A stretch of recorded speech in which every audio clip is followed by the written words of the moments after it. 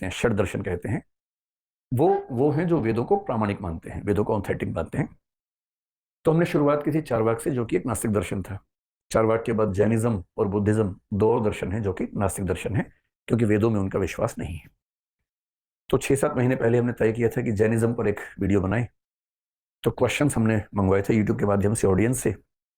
8,000 questions मेरे पास आए, फिर हमने उसको क्लासीफाई किया। तो मैं आज ध्यान रखूंगा कि लगभग वो सारे प्रश्न भी आज के वीडियो में सॉल्व हो जाएं। मैं शुरू करने से पहले आपको एक बात स्पष्ट करना चाह रहा हूं कि इस सीरीज का पर्पस क्या है। पर्पस बहुत सारे होते हैं हर चीज के पीछे, जैनिज्म भी यही समझाएगा हमें आज। लेकिन जो कोर पर्पस मेरे मन में है इस सीरीज के पीछे, वो ये है कि मैं फिलोसफी का फॉर्मल स्टूडेंट कभी नहीं रहा। मैंने स्कूल में, कॉलेज में, यूनिवर्सिटी में आज तक फिलोसफी का एक भी पेपर नहीं दिया हुआ है। मैंने पूरी फिलोसफी शौक से पढ़ी है, और यूपीएससी के लिए पढ़ी है, यूपीएससी का एग्जाम देने के लिए पढ़ी। फिर मैंने यूपीएससी के लिए पढ़ा है कई साल तक फिलोसफी, लेकिन मैंने फॉर्मल एजुकेशन फिलोसफी में नहीं की। जब कई साल पढ़ा है तो मुझे ये महसूस होने लगा कि ये एक ऐसा विषय है, यही नहीं बाकी विषय भी ऐसे हैं, सोशियोलॉजी भी है, साइकोलॉजी भी है, ये विषय ऐसे हैं जिनकी नॉलेज हर व्यक्ति के पास होनी चाहिए।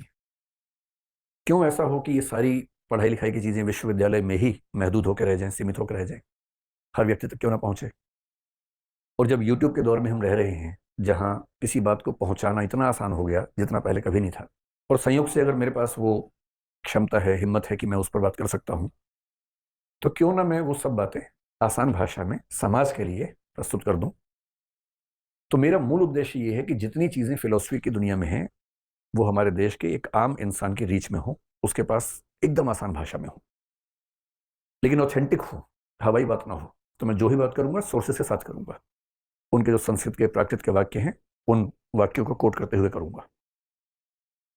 थोड़ा सा उबाऊ हो सकता है, 2-3 घंटे लग सकते हैं, आप लोगों के लिए ये परीक्षा की घड़ी भी हो सकती है, बन जाए थोड़ी देर में।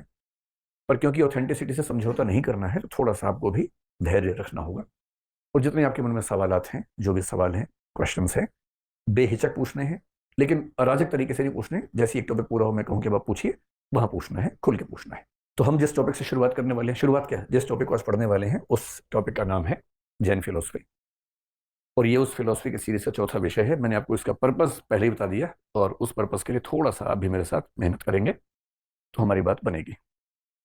देखिए, जैन फिलोसफी को समझने के लिए एक एग्जाम्पल हम लोग हमेशा कोट करते हैं, और ये एग्जाम्पल आप इस चित्र से देख पाएंगे, समझ पाएंगे।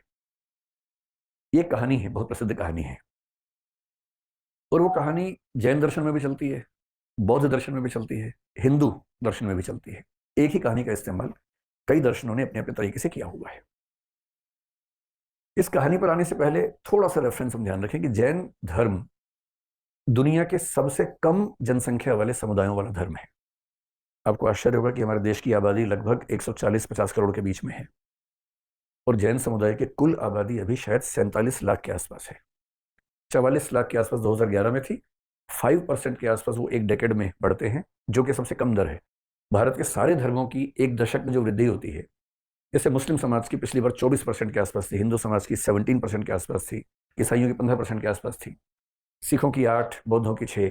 सबसे कम एक दशक में जनसंख्या वृद्धि जिस समाज की होती है वो जैन है, 5% के आसपास होती है। तो मैं अनुमान कर रहा हूँ 2011 से 2024 के 13 साल मान भी लूँ, तो भी उनकी आबादी 47 लाख के ऊपर तो नहीं हुई होगी। और दुनिया भर की आबादी है, केवल भारत की नहीं, पूरी दुनिया की आबादी है। इतनी सी आबादी वाला धर्म, और वो भारत के सबसे अमीर लोग हैं। पढ़ाई लिखाई में वो भारत के सारे धर्मों की तुलना में आगे हैं। 95% के आसपास लिटरेसी 2011 में थी। 24 के बाद तो पता नहीं क्या हाल होगा, जब सेंसस होगा हमारा अगला, तब देखेंगे। तो एक बहुत ही यूनिक सा केस है। दुनिया के कुछ धर्म जो बहुत यूनिक केस स्टडीज हैं, उसमें एक यहूदी धर्म है, एक जैन धर्म है, जो संख्या में कम है, पर उन्होंने किसी न किसी क्षेत्र में बहुत सारे झंडे गाड़े हैं। कुछ तो वजह इसकी फिलोसफी में होगी कि इसने ऐसा किया। शायद आपने एक आदमी का नाम सुना हो, मैक्स वेबर उसको कहते हैं। मैक्स वेबर एक बहुत प्रसिद्ध समाजशास्त्री हुए हैं। उन्होंने कई किताबें लिखी, जिसमें से एक किताब बड़ी प्रसिद्ध है, उसका नाम है the Protestant ethics and the rise of and the spirit of capitalism. इस किताब में उन्होंने एक बड़ी गहरी केस स्टडी की, दुनिया के 6 प्रसिद्ध धर्मों का अध्ययन किया, जिसमें हिंदू